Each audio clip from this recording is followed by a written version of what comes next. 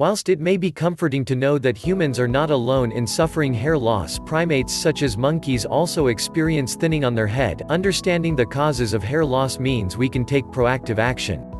Even though genetics does play a part, new research has uncovered a nutritional deficiency link in both men and women. And other factors, such as stress and poor hair care, are well within our capacity to change. The genetic link in hair loss has been well studied. It is associated with male and female pattern hair loss, or alopecia. In these individuals, there is an increased sensitivity to the sex hormone, DHT. DHT stands for dihydrotestosterone and is a powerful metabolite of testosterone.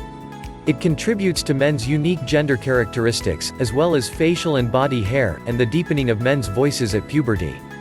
DHT causes the growth cycle of hair follicles to shorten, which in turn reduces the size of the hair shaft.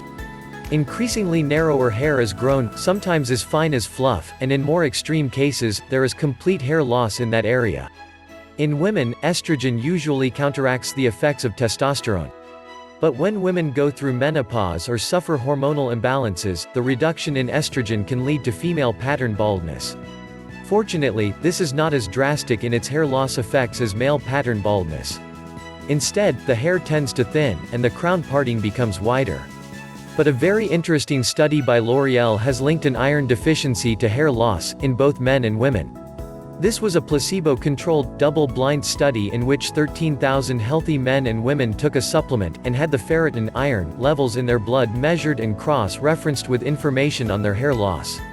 The results showed not only a link between hair loss and iron deficiency, but they were able to estimate the risk of hair loss at a certain level of iron deficiency. For example, women whose blood ferritin levels dropped from a normal 70 micrograms L to 40 micrograms L had a 28% higher chance of severe hair loss. The postmenopausal women in the study who had severe hair loss all had much lower levels of iron than the women who didn't have severe hair loss. The problem with iron supplementation, however, is that excess iron builds up in the body's tissues and becomes toxic. It has been associated with an increased risk of developing chronic illnesses. Iron levels can be tested by a doctor, so if hair loss is a concern, it's best to get your iron levels tested first before taking iron supplements.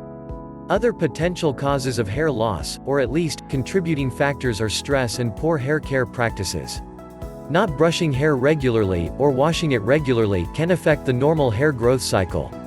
When hair that is naturally at the end of its life cycle is removed through brushing, it allows another hair to grow underneath it. Regular brushing naturally removes dead hair that is ready to fall out. Not removing that hair means new growth cannot occur, as the old hair smothers the new growth. Dirt and oil buildup can have a similar effect, so it's important to wash hair regularly. Stress can affect the circulation of nutrients and oxygen to the scalp by causing the muscles in the scalp to tighten. If this happens over a long period of time, premature hair loss can occur. This cause of hair loss is distinct from male pattern baldness, which is hormonal, but it can certainly exacerbate the condition. And stress reduction techniques are simple things that can be added to a daily routine, to prevent hair loss, and to improve the overall quality of life.